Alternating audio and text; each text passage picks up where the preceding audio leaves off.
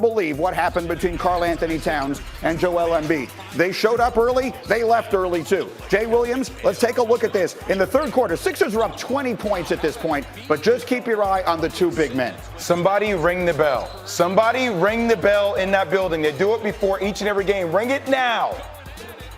They're going at it, and as you see, that's like 15 feet worth of man that are right now getting tangled up under the basket, and everyone's jumping in there to try and set them apart. Very quickly, Embiid is back on his feet, but Karl-Anthony Towns was not. And take a closer look. Ben Simmons has him like in a headlock. In a chokehold. You see the cat is tapping out. By the way, Al Horford nowhere to be found. What the heck is going on in there? Towns is upset afterwards. Embiid is pumping up the crowd. Both of them would ultimately get tossed. We'll see what the disciplinary reaction of it all is. In the end, Embiid would score 19 on the night. Towns, who got the worst of it by far, would score 13 on the night. The Sixers would win big, 117-95, but that hardly even feels like part of the story. Let's hear from the combatants after the game.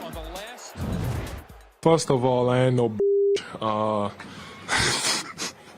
So, there was not a lot of talking. You were kind of happening out of nowhere.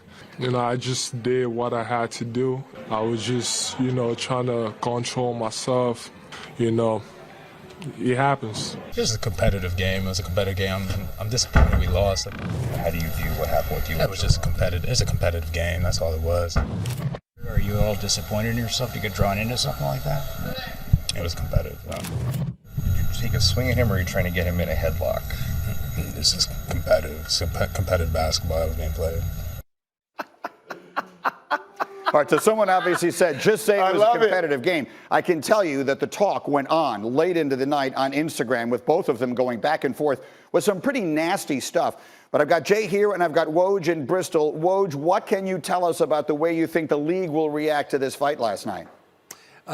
Greeny, what's going to be interesting is are the Sixers, Joel Embiid, Ben Simmons, the officials after the game declared Ben Simmons as a peacemaker in this altercation. That is not, I'm told, how Minnesota saw that.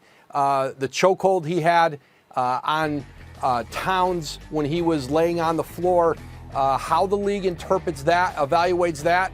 And then, the press conference after, the social media late into the evening, is that factored into the penalty intent, any kind of contrition about what happens? This is going to be an interesting one for the league to sort out, but I think you're looking at multiple games, probably for both players. Does Embiid and does Simmons get any kind of discipline in this? But clearly Embiid and Towns are going to miss multiple games. Now, you referenced it, and I mentioned it briefly as well, and we can put these social posts up here. We're going to have to blur almost all of it because there's a lot of language in this that is certainly not suitable for our program, but you can see a little bit of it in there. Again, Embiid throwing major shade in the direction of Karl-Anthony Towns, and Karl-Anthony Towns responding very much in kind. And so, Jay, I will come to you.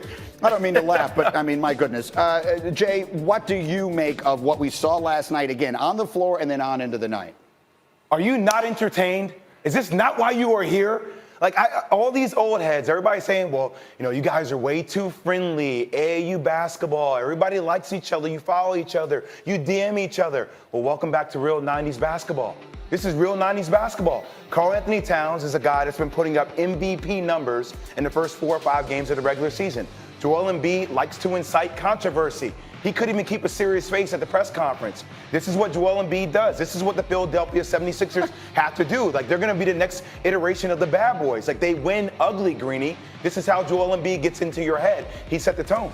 Listen, I'm here for all of the Rick Mahorn highlights that we possibly can find in our archives. I'm all good with all of that. Again, the ramifications of some of the social media stuff is something else that we want to get into a little bit later. Not condoning the language at all. But, oh, by the way, huge, monumental injury late in the night last night.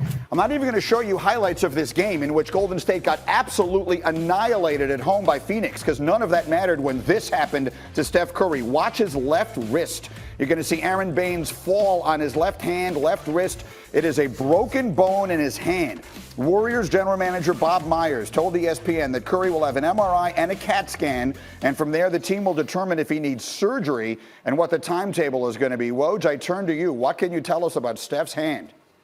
Well, as Bob Myers said, they're going to do more imaging today on the hand and get a better idea of how long he's going to be out. But I don't think anybody in Golden State expects him back, any sooner than a couple months. And, what it means is Bob Myers, he's going to be spending a lot of time on the road scouting this season because they'll have an opportunity to have a very high draft pick. Remember, in the D'Angelo Russell, Kevin Durant sign and trade, they sent their first-round pick this year to Brooklyn, but it's protected 1 through 20. And I think it's safe to say that Golden State will keep that pick, and they'll have an opportunity, I think, to draft very high and then bring back a team next season that's healthy with Klay Thompson, Steph Curry, and use their mid-level exception in free agency, and try to be competitive again in the Western Conference. It's a very reasonable way to look at it. Woj, outstanding as always. Thank you, my man. And we'll come back to you as anything further develops. Jay, it feels like there were really two stories here. Yeah. One of them is what the future of the Warriors looks like, and I get that piece of it. The other is there's a terrible break for the NBA and for one of the most popular and marketable stars.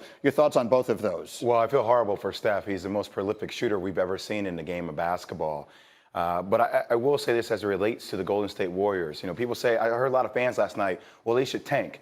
You won't need the tank. You're in the West. Yeah. Like, the West is loaded.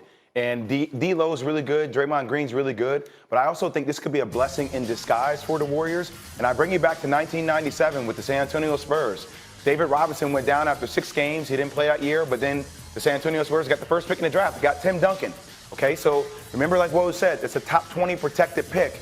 If they're able to get like a top 3, top 5 pick with Klay Thompson, Stephen Curry coming back healthy next year, they will be the favorite in the West. They will be the favorite in the West.